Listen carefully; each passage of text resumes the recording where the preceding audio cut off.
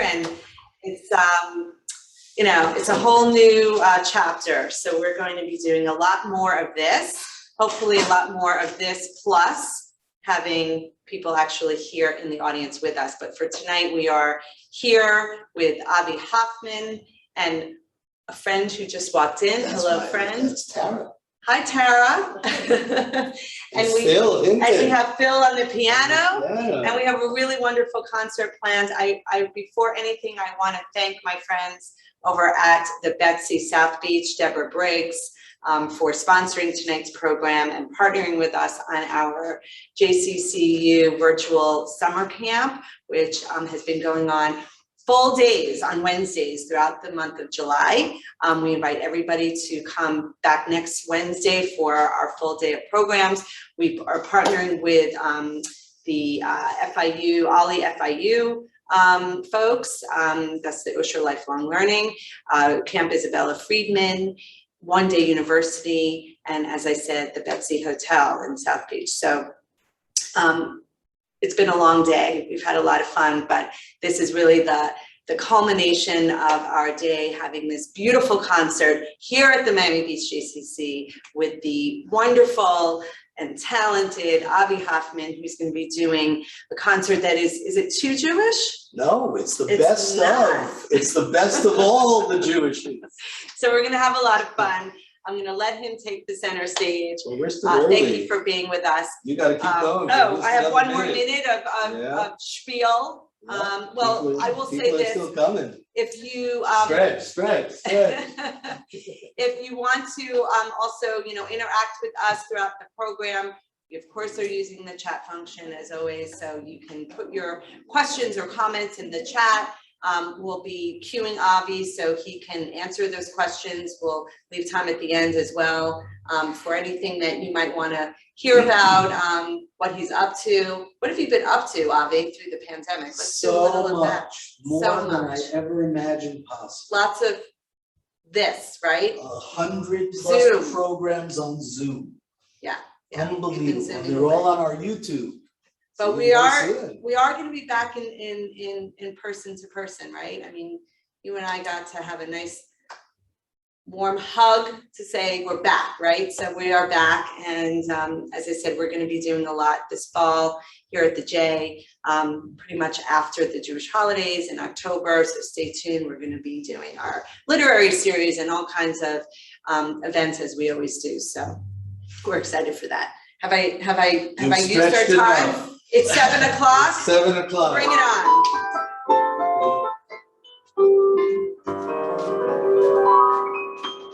Shalom Aleichem, everybody. Welcome to the best of the Too Jewish Trilogy. I've played a lot of theaters, and I travel on the road, and I carry all my props along, which, believe me, is a load.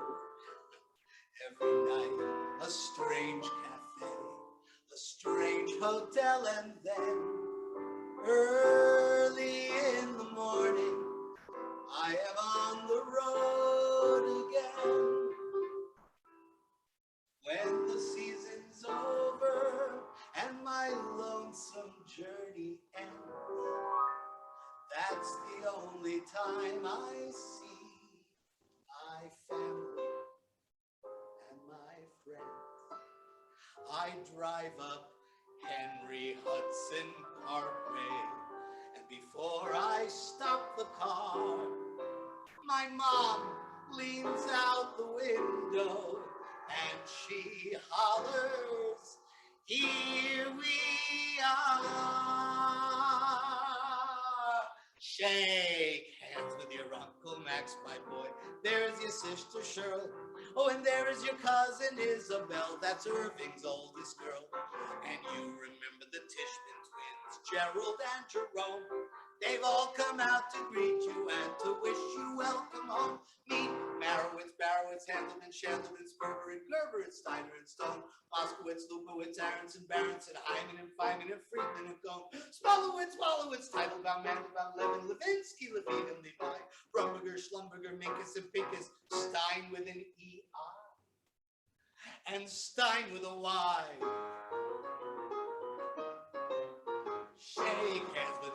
Uncle Saul, my boy. There is your brother Sid. Oh, and there is your cousin Isabel, expecting another kid. Whenever you're on the road, my boy, wherever you may roam, we'll all be here when you come back to wish you welcome home. Thank you. Shalom Aleichem, everybody in Zoom. It's great to be here at the Miami Beach JCC, where before COVID started, Karen and I were getting ready to do all these wonderful programs.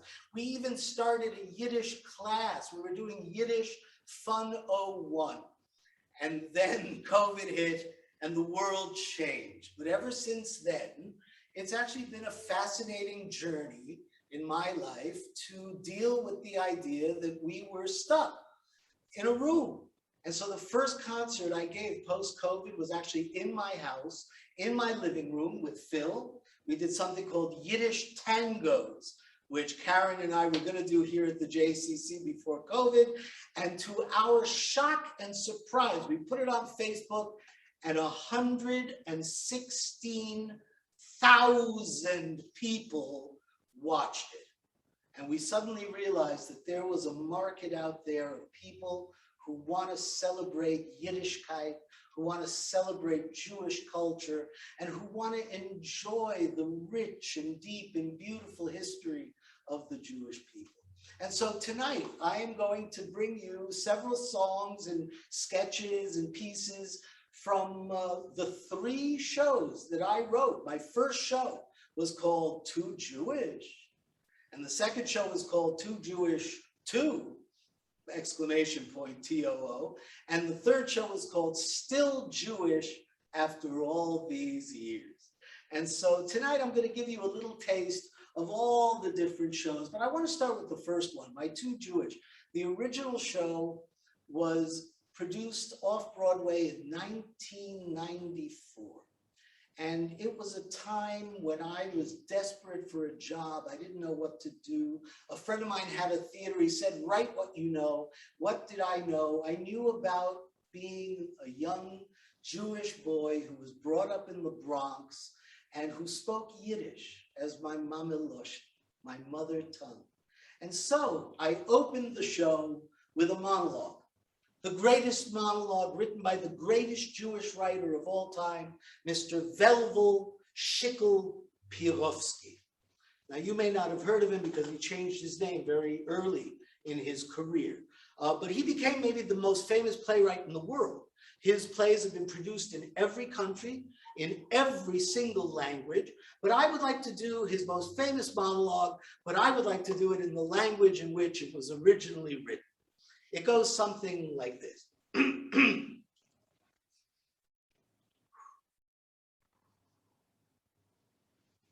Zu sein oder nicht zu sein.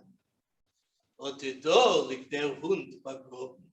Sie selbst etwas nobler, auszustehen die feilen Beugens von einem paskudem Geurl oder sich stellen an Kegen, dem Jan mit Zores. Und einmal vor allem macht man Eck. So, Potteranese genug, fertig. Ich hab schon nicht kein Koya. Thank you, thank you, thank you very much, thank you. Now, for those of you who have no idea what just happened, for those of you who just got very afraid, don't be scared. That was Hamlet's monologue, to be or not to be, in the Yiddish language. Now, I know that Shakespeare didn't write in Yiddish, I know that. And I know that he didn't change his name from Velvel Shikl Pirovsky to William Shakespeare. I know that too. But you see, I was born in a little shtetl. You know what a shtetl is? A shtetl is a tiny little village. I was born in a little shtetl called the Bronx. And you see, where I grew up, everybody spoke in Yiddish. Everybody, our neighbors, our friends, the store owners, I mean, can you imagine an entire world where everything was in Yiddish? See, I grew up believing that all the great literature in the world had originally been written in Yiddish. I thought that Tennessee Williams came from Williamsburg, and he changed his name because he thought it sounded a little too Jewish. You see, I thought that Eugene O'Neill was so proud when his family finally got their first refrigerator that he wrote a play called Der Eismann Kimmen, the Iceman coming. I mean, what if, what if all the great musicals and all the great songs had originally been written in Yiddish? Do you know who Israel Berlin was? Irving Berlin. That's right, Irving Berlin. His real name was Israel Berlin. And he wrote a song that was very, very popular on 2nd Avenue. Ich hulem von a weiße Chaneke, azoi nicht dreht sich mir in den Kopf, wie die Beine krächzen und Kinder lechzen und der Blach quatschen sich in Topf. And there was another famous song written on the theme of Hanukkah. It was called My Fair Latke. And then, of course, there were the Gershwin brothers, who brought us some of the greatest musicals of all time, including this song, which comes from what is now a classic, Porgy and Boschi. Ich hab plenty of Gurnish, and Gurnish is plenty for me. Ich hab kein Geld, ich hab kein Welt, ich hab Gurnish zu dir. Die Folks mit plenty of plenty, sie verschließen die Tür. Sie haben eure Betsy begangenen, euch weiß mir, it's clean.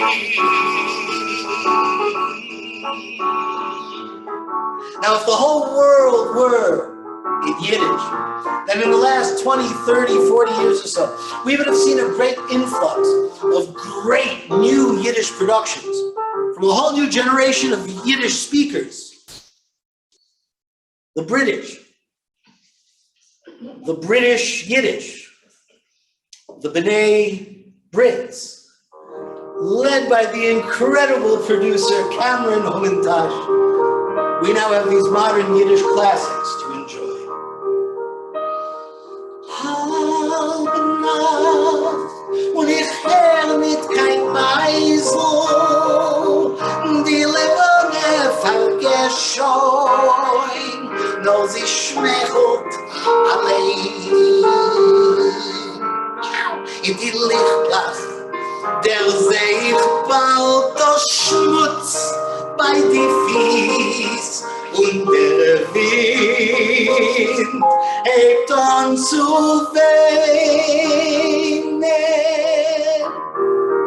That, of course, comes from the beautiful story of a Jewish deli owner on the Lower East Side of London, Cat. Another great Homentosh production, of course, was that powerful political musical all about herring boats in South America, Vita.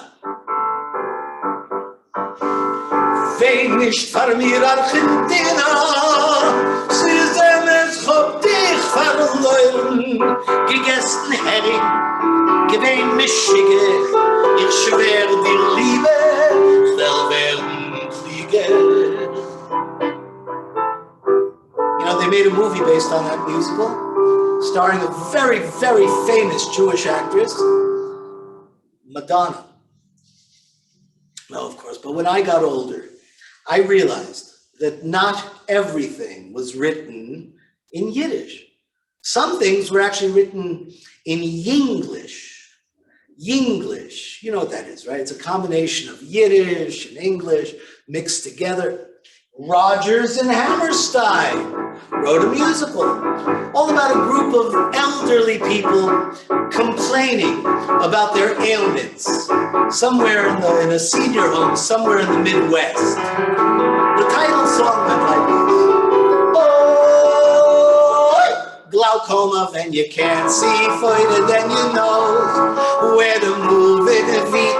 My shoe looks sweet, but I can't see anything up close. Oh, glaucoma. And I would like to end my little opening section with a song from a very, very famous musical. It's all about a Jewish Italian mother concerned for the welfare of her child. This song comes from a very well-known musical called Mama La Mangia. So eat, just a bissale, eat, no es, or you'll tear me apart. I slaved all day long in the kitchen, so eat, you are breaking my heart.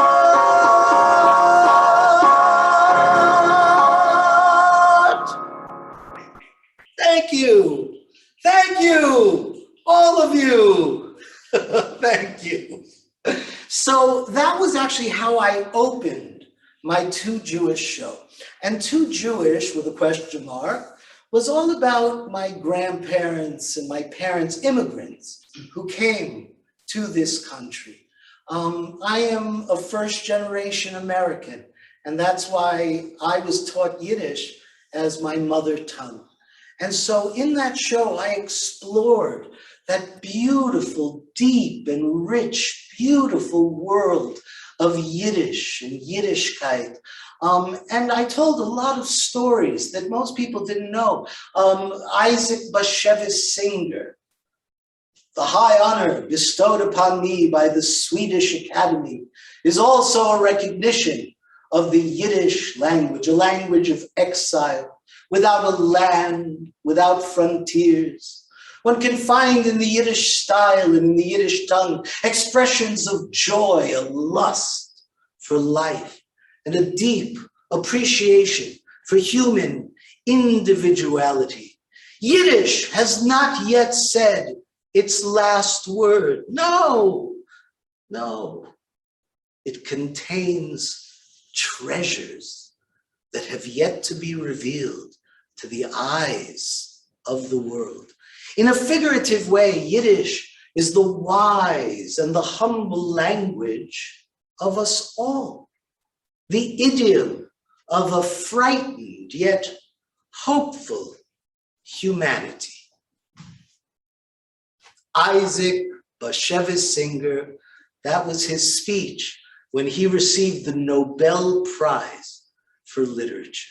For those of you who may not know, Yiddish is actually a very, very old language. It's over 1,000 years old, and it has an extraordinary body of literature and poetry and music and theater and food. And those were the things that I talked about in my original Too Jewish show. I explored all the different elements of the depth of the Yiddish language and how the immigrants who came to America, like my parents after the Holocaust, but even the ones who came in the 1880s and the early 1900s, many of your ancestors perhaps, they came to America with a dream, the land of opportunity, the golden land.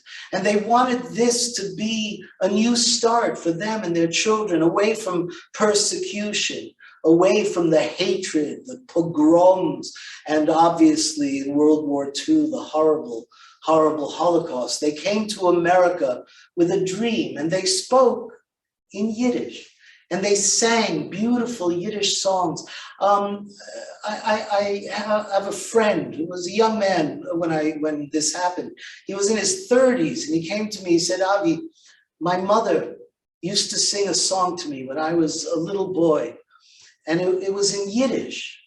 And now I can't for the life of me even remember the song. It was something with a chick in it, something chick.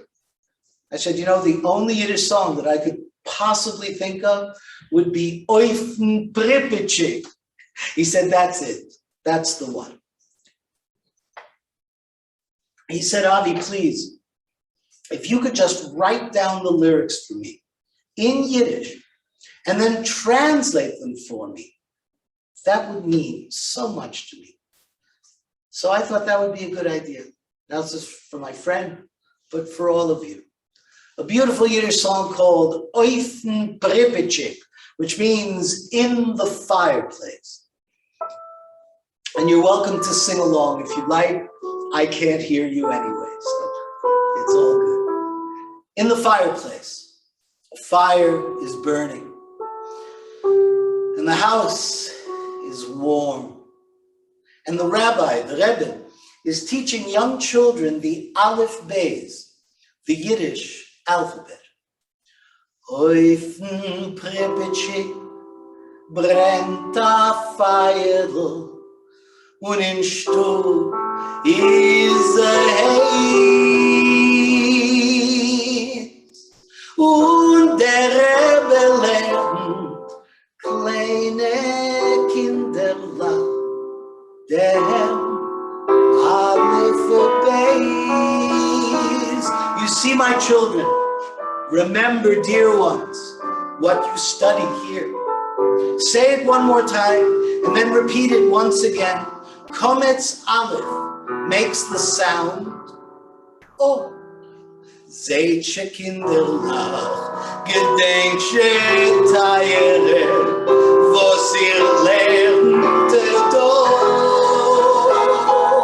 Sog je noch amol und Tage noch amol, Kometz Aleph O.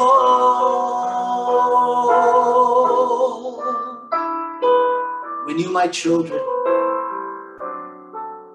when you get older, you will understand for yourselves how many tears are in those letters of the alphabet, and how much sorrow.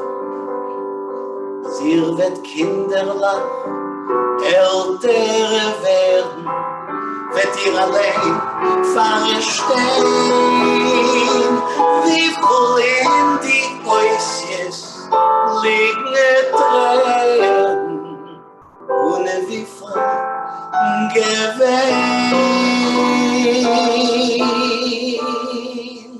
wie voll in die Äußers liegen Tränen, und wie voll Gewinn.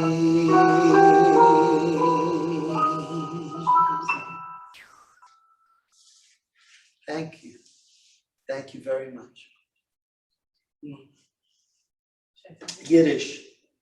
Yiddish is such a beautiful, beautiful language. Yiddish has been around for so long. I actually taught a course at the University of Miami called Yiddish, the Foundation of Modern Culture. And in that course, what I taught was that if you take a look at everything that we think about today as modern world culture, whether it's music or theater or comedy or Hollywood films, so much of what we now think of today as modern culture actually finds its roots all the way back to that Yiddish world of the 1880s and the 1900s, because those Yiddish-speaking creative talents became the composers and the lyricists and the playwrights who built the Yiddish theater, which was around well before Broadway. The pioneers, the Yiddish-speaking pioneers who went out west and they started the film industry, Metro Goldwyn Mayer. They were all Jews who spoke Yiddish, and they tried to bring their Yiddish sensibility to the film industry. To this day, so many of the creative forces are Jews who came out of that wonderful world. Whether it's the world of music, Tin Pan Alley and the great composers. Irving Berlin was writing Jewish songs before he wrote White Christmas and Easter Parade. And then, of course, you cannot deny the fact that comedy, the world of comedy, was brought to us by so many of those Jewish comedians who came out of that world of Yiddish. And so in my first show, I actually do a comedy routine by one of the greatest Jewish comedians of all time. Some of you may remember his name, but he was the great, great, great grandfather of all the stand-up comedy that we know today. I mean, everybody today, from Mel Brooks to Carl Reiner, Woody Allen, almost everybody came out of that world that this particular comedian started. Paul Reiser, Billy Crystal. You know, I mentioned Woody Allen. Woody Allen created a whole career out of playing this self-deprecating kind of Jewish character, the Nebish. Well, the gentleman that I'm about to portray was the king of the Nebish. He would come out on stage with this little hat on his head like this. And he always had a jacket around his shoulders, but it was always a little off. And because, you know, he was always in trouble. And he would come out on stage and he would say, "So, Hawaii, was hier, der kennt mich nicht. You don't recognize me. This is me, Menashe Skulnik." Last week on 2nd Avenue, much to my surprise, a giant of a man shoved a lady half his size. A voice yelled, "Cut it out!" Then I noticed it was me. I said, "Better you should learn to treat a lady tenderly. If you want to fight with me, you let's." He was stronger than he looked, and he gave me a Z. You know where? Not on the top, not on the bottom, but just in the middle. The lady picked me up and she brushed me off with care. She said, "Who asked you?" And she clapped me, you know where. Not on the top, not on the bottom, but just in the middle, and that's all. Not yet. Wait for me. I'll let you know when. You'll sit here till Rosh Hashanah. Jake was in the hospital to have an operation. I went to pay my visit, 'cause I know it's no vacation. Jake wasn't in his room, so I lay down and slept right in his bed. Jake ran off with a noise, so it's me they took instead. To a surgeon, operating is an art. One doctor said to the other, "Where would you like to start?" You know where. Not on the top, not on the bottom, but just in the middle. They kept me in that hospital from Pesach till Yom Kippur. I sued them for malpractice, 'cause they sewed on me a zipper. You know where? Everybody. Not on the top, not on the bottom, but just in the middle, and that's all. Now. It's so funny, I can see the faces and they're singing along. You know, one day, I came home to my father and I said, Pa, this is the girl that I want to marry. My father took a look on her and he said, Menashe, you can't marry this girl because this girl, she's your sister. I said, you mean it? He said, yes. So I went out, I found another girl. I fell in love. I brought her home to meet my father and I said, Pa, this is the girl that I want to marry. My father took a look at her and he said, Menashe, you can't marry this girl either because this girl, she's also your sister. So I became angry, very angry. I ran to my mother and I said, Ma, what kind of a husband did you take? Every girl I bring home, he says, I can't marry the girl because the girl is my sister. But you know, Yiddish mamis, oh, my mother, she said, Menashe, Zog sich nicht bubble, don't worry, sweetie pie. You marry whoever you want. He is not your father. Anybody need a translation? Marry whoever you want. Is nicht dein Tate. But finally, I did get married. Oh, you'll be a tired Weibel. I have a wonderful wife. She's so smart, really. She could make the best congressman in America. You should see the bills she brings into the house. Oh, it's terrible. She's so skinny. She's so thin that if she sits down on $1 bill, you can still see 58 cents. Also, she always has to have the last word and the first word and all the words in between. Yeah, I haven't spoken to my wife in 6 months. I didn't want to interrupt. But after I got married, I had to find a job. It shouldn't happen to a dog what's happened to me.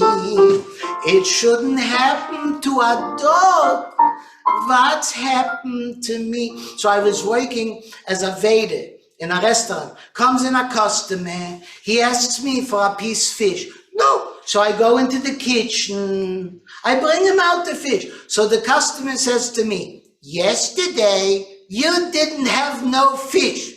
And I say, that's impossible because this piece of fish has been here for over a month. So they fired me. I mean, was it my fault? Then I got a job working in a factory, but the foreman was jealous of me. You know what a foreman is? A foreman is a guy that doesn't do any work.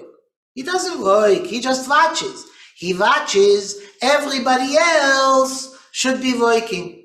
So I think the foreman was very jealous of me because everybody thought that I was the foreman. And so they fired me. I mean, was it my fault? And then I got a job working in a grocery for $18 a week.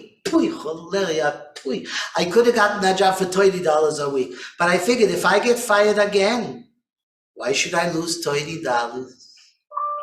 It shouldn't happen to a dog what's happened to me. Thank you. Thank you. So that was Menashe Skolnick. And to me, Menashe Skolnick is the great-great-grandfather of all the Jewish comedians that have followed since. From Groucho Marx and all Rodney Dangerfield and Milton Berle, all the way to Paul Reiser and Billy Crystal. And that was the beginning of what I started to explore in Too Jewish Too.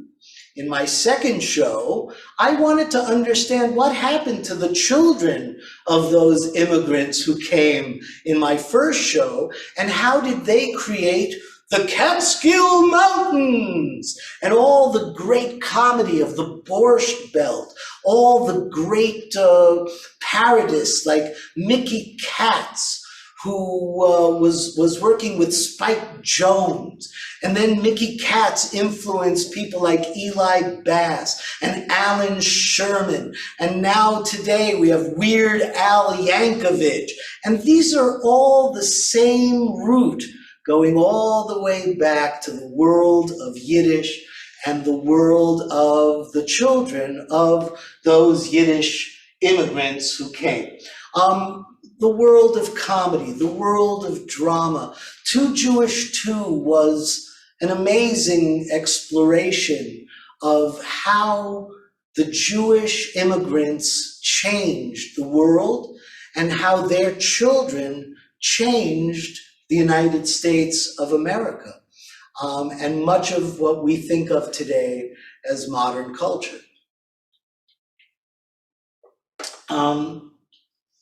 Of course, I started to explore what the Jewish people were creating in the years that came after the original immigrants came.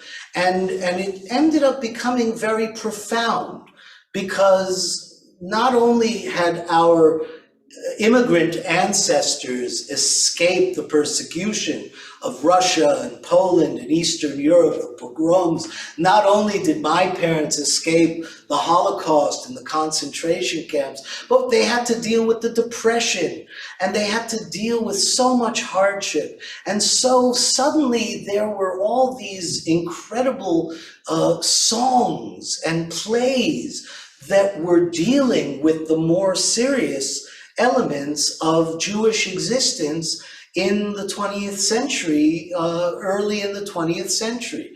And then there were shows that I got involved in that ended up becoming part of the milieu of the Jewish world. So shows like The Golden Land and The Rise of David Levinsky.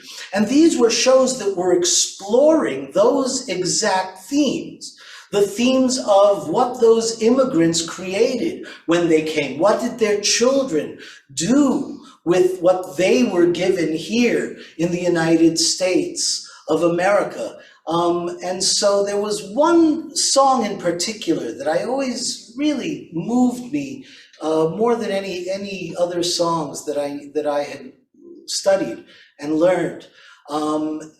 And it became one of my theme songs, and it ended up becoming part of my second show. It's a song that many of you probably know. And it really was an extraordinary depiction of how the Jewish creative forces, like Yip Harburg, who many of you may know from The Wizard of Oz, ended up writing songs like this. They used to tell me I was building a dream, so I followed the mob. When there was earth to plow, guns to bear, I was always there, right there on the job. They used to tell me I was building a dream with peace and glory ahead. Why should I be standing on line, just waiting for bread? Once I built a railroad, made it run, made it race against time. Once I built a railroad, now it's done. Hey brother, can you spare a dime? Once I built a tower to the sun, brick and rivet and lime. Once I built a tower, now it's done. Hey brother, can you spare a dime? Once in khaki suits, gee, we looked swell, full of that Yankee doodly-dum. 500,000 boots went slogging through hell, and I was the kid with the drum. Say, don't you remember? They called me Al. It was Al all the time. Say, don't you remember? I'm your pal. Say, brother, can you spare a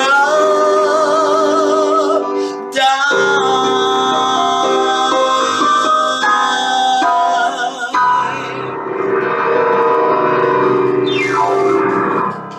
Thank you. The great Phil Hinton on the piano, ladies and gentlemen. Thank you.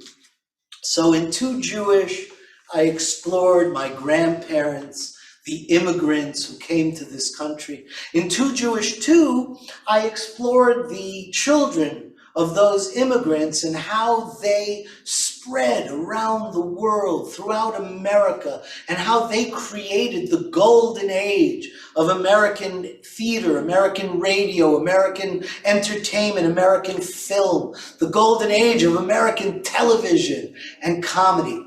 But then I thought it was time to explore a new element of my life, which was my life and how I fit in to this story of Jewish legacy dating back thousands of years, and then the immigrants, and of course, my personal story. So in Still Jewish, after all these years, I started to explore my life in the context of the Jewish experience. And the fact that I had started as a young actor in the Bronx, my first professional theater production, I was 10 years old, in Yiddish, in New York, in the Yiddish Theater, at the Volksbühne, the National Yiddish Theater Volksbühne, which, believe it or not, is still around today. It's the oldest surviving Yiddish theater in the world, just about. Actually, there is one other in Romania where Yiddish theater was actually born, but that actually went through years of not being operational. Now they're back on the boards. But the Volksbühne is where I started when I was 10 years old. I'll never forget, I did a show called Bronx Express, 1968. So you can figure out how old I am. And that was my first professional piece. But the first piece of theater that I ever saw as a child, the first show I ever went to see on Broadway, was Fiddler on the Roof. And of course, we all know that Fiddler on the Roof, more than maybe any other show in the world, is no longer just Jewish. Fiddler on the Roof has been produced everywhere, in every language, in almost every country, especially in Japan. They think it has become a Japanese story. It's all about tradition. And it became one of the most successful shows in the history of Japanese theater. But then I was able to do so many other shows that dealt with the Jewish experience. But Fiddler on the Roof was always something that I kept wanting to go back to. I was looking for an opportunity to perform it. The first time I ever played in Fiddler on the Roof, as Tevye, I was actually 8 years old in the community center in the Bronx on Hillman Avenue, and I became an 8-year-old Zero Mostel. Literally, I came out with a Bronx accent. Dear God, you made many, many poor people. Yeah, I realize it's no shame to be poor, but it ain't no honor either. So that's how I started when I was 8 years old, doing Fiddler on the Roof. But all my life and my entire career, I wanted to be able to go back to perform Fiddler. And, I mentioned my father and I mentioned my parents. My father, of course, survived Auschwitz. And he never talked about it. This was something that he didn't want to really talk about, as many survivors who don't really want to discuss their experiences. But I was doing my Too Jewish show at the time, and my father became very ill. And I went back to see him before he passed. And he loved to see me perform. And we ended up having a wonderful conversation before he died. And we talked about everything, all the things that we never talked about before. And he was able to finally share with me his experiences in the Holocaust, which I'm not going to share with you now. But needless to say, I'm sure you can imagine how tragic and how incredibly traumatic those experiences were. And then I went back to finish my show. I was out in Los Angeles doing the show, and my father passed. And I came back, and we had the funeral right here in South Florida. But the day after my father's funeral, I actually got the opportunity to portray the role of Tevye in Fiddler on the Roof as an adult here at the Hollywood Playhouse in Florida. Now, that Tevye became my father. My father was born in a tiny little shtetl in the Carpathian Mountains. It was called Apshitze, and it was part of a group of little villages, and very much like Fiddler on the Roof, like Anatevka, it was thatched roof huts. I actually have photographs of my father's family before he was born. My American relatives who came in the early 1900s went back to the shtetl, and they took pictures of the shtetl. So I actually have photographs of my great-grandparents and my grandparents and my aunts and uncles, and even the horse and wagon right outside the little thatched roof hut that was my father's home.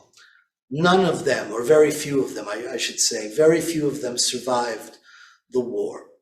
But that was my father's life. Anatevka became Apshitze to me. And I tried to instill in my Tevye every ounce of humanity, compassion that was my father, and that my father tried to instill in me. And that I would like to believe the Jewish people have been trying to share with the world for thousands of years. That is my Tevye.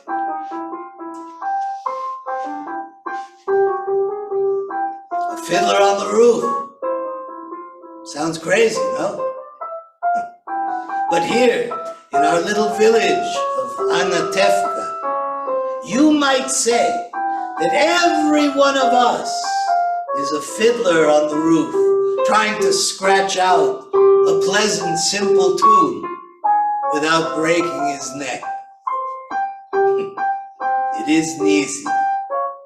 Now you may ask, why do we stay up there if it's so dangerous? We stay because Anatevka is our home. And how do we keep our balance? That I can tell you in one word. Tradition. Tradition. Tradition. Tradition.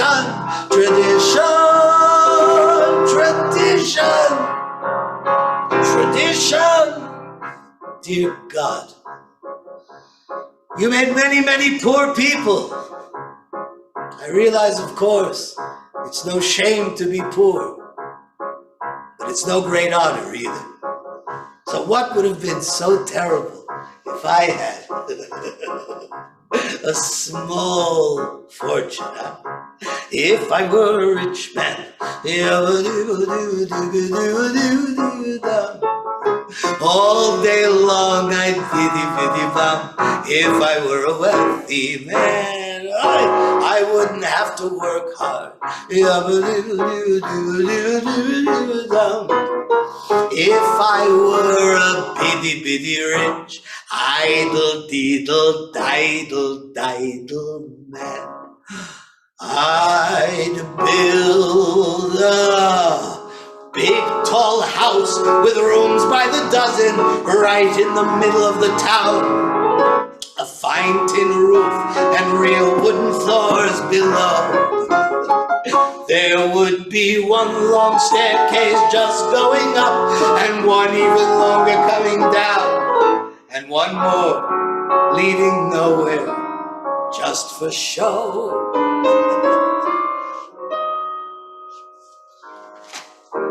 The most important men in town would come to fawn on me.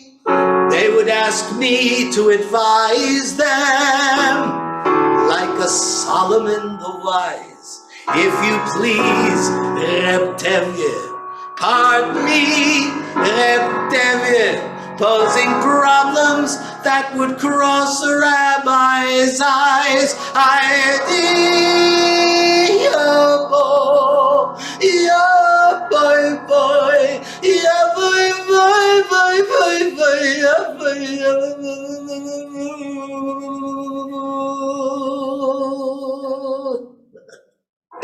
And it won't make one bit of difference if I answer right or wrong. When you're rich, they think you really know.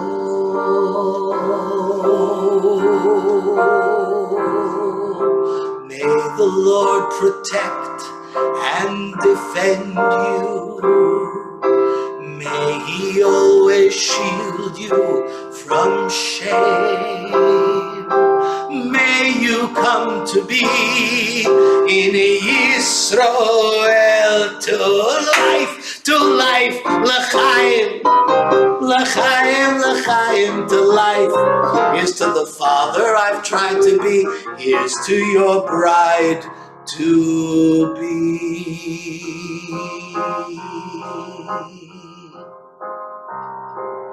Is this the little girl I carry? Is this the little boy at play? I don't remember growing older. When did they? When did she get to be a beauty? When did he grow to be so tall? Wasn't it yesterday when they were small?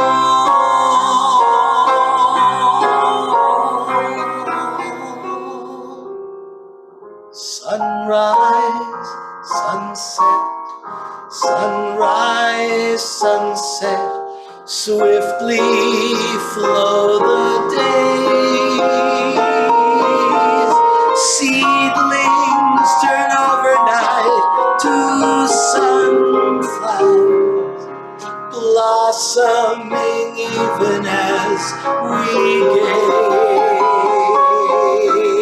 gaze. Sunrise, sunset, sunrise, sunset, swiftly fly the years,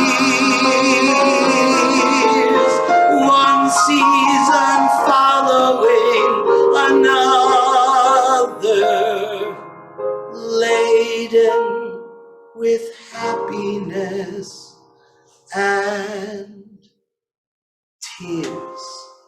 If I were rich, I'd have the time that I lack to sit in the synagogue and pray, and maybe have a seat by the eastern wall. And I'd discuss the holy books with the learned men, 7 hours every day. That would be the sweetest thing of all.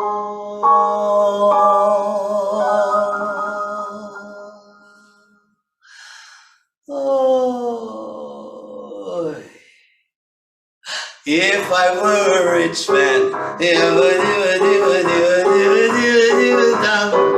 all day long I'd be fun.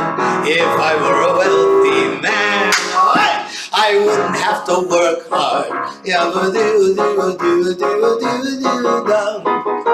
Lord, who made the lion and the lamb, you decreed I should be what I am. Would it spoil some vast eternal plan if I were a wealthy man? Hey! Thank you. Thank you. All of you, thank you so much. Now I need a little l'chaim.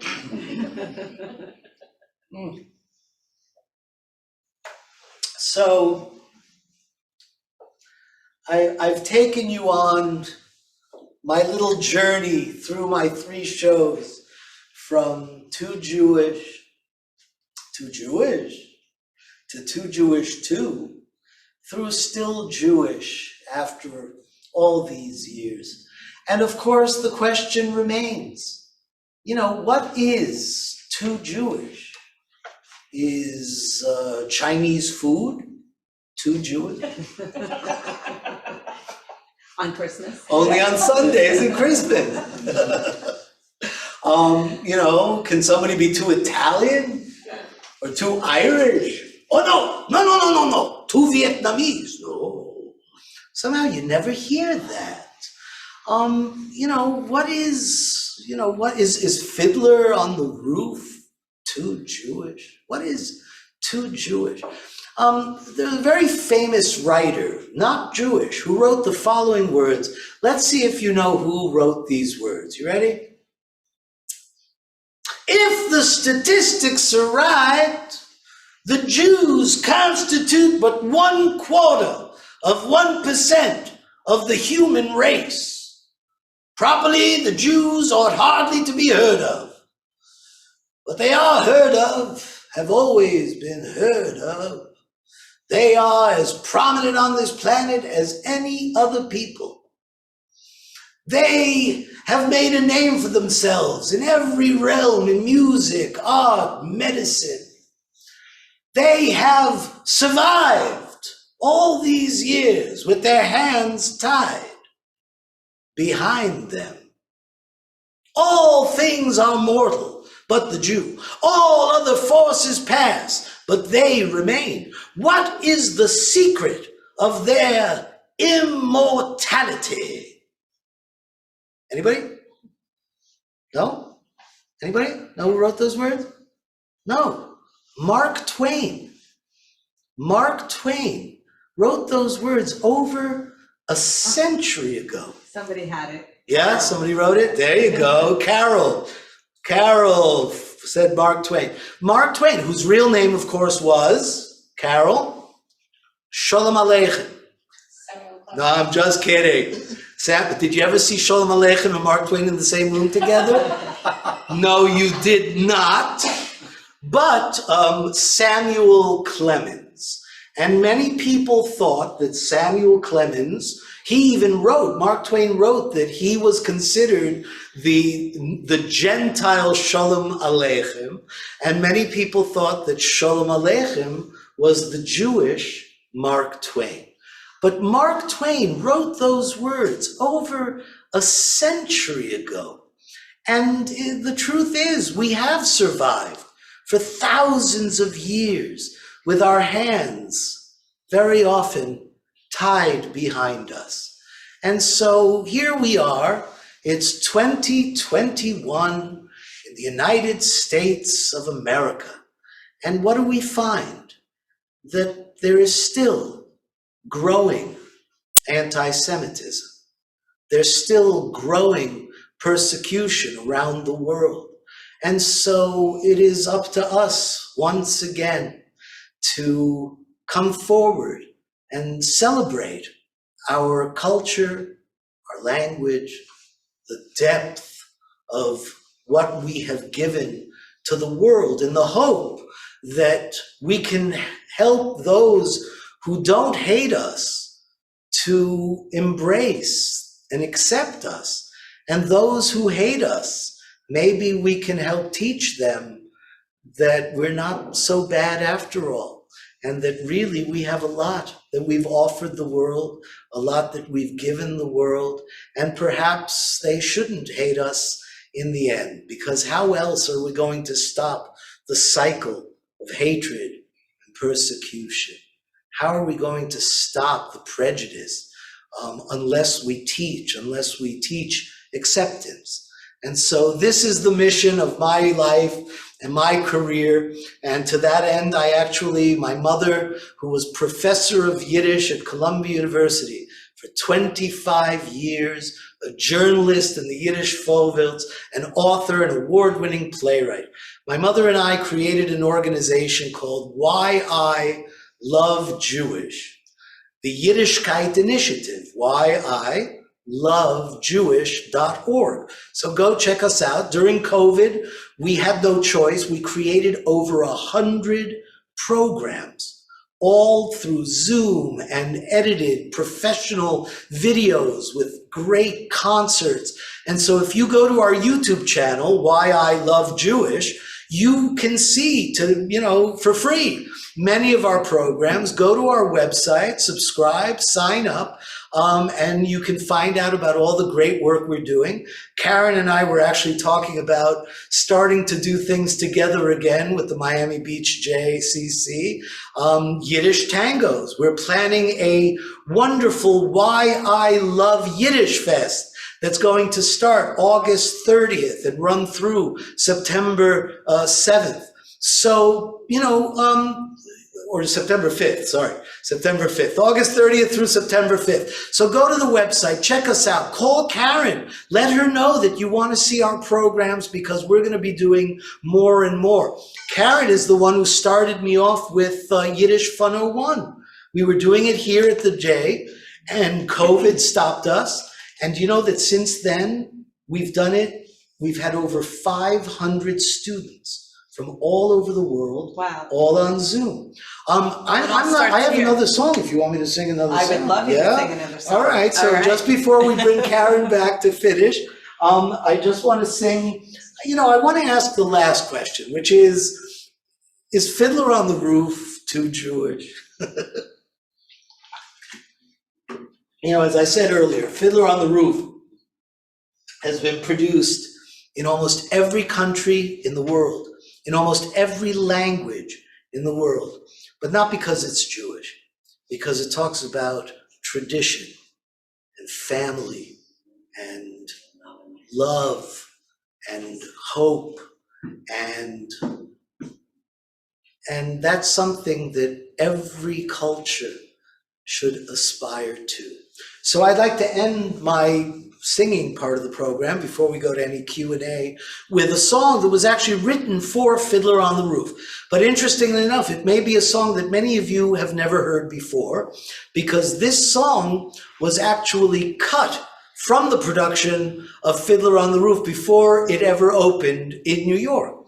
It's true. This is called When Messiah Comes. And the reason it was cut from the show out of town, I think it was Philadelphia, is because the authors thought the song was a little too Jewish. When Messiah comes, he will say to us, I apologize that I took so long, but I had a little trouble finding you. Over here a few, and over there a few. You were hard to reunite, but is going to be alright. Up in heaven there, how I wrung my hands when they exiled you from the promised land. Into Babylon you went like castaways on the first of many, many moving days. What a day and what a blow!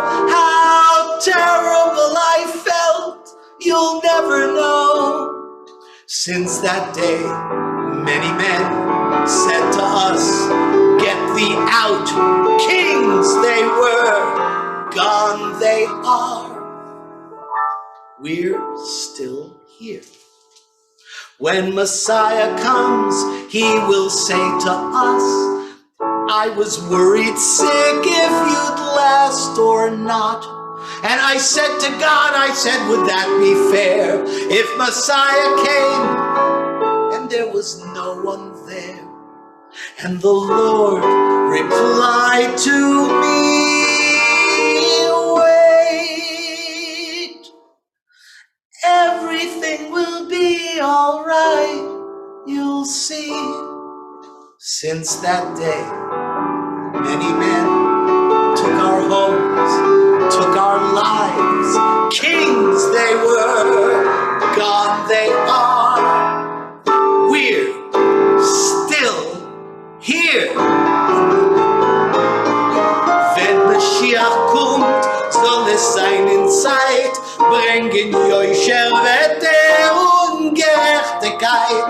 Wird man danken Gott für jeden Atem frei, und von Heimbollen wird man ihm sein getreu. We shall nevermore take flight, yes, everything is going to be alright, yes, everything is going to be alright, yes, everything is going to be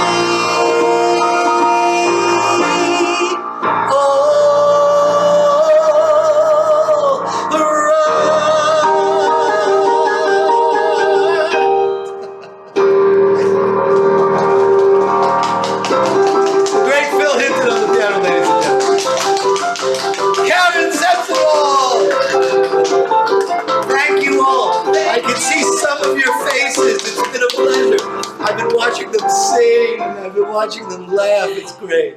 It's been a pleasure to be here at the JCC. We promise to bring you many, many more programs live and in person with Avi, with other music programs. And this has been the conclusion of our day of virtual summer camp, which we'll be doing every Wednesday through July. So we hope that you'll join us again next week.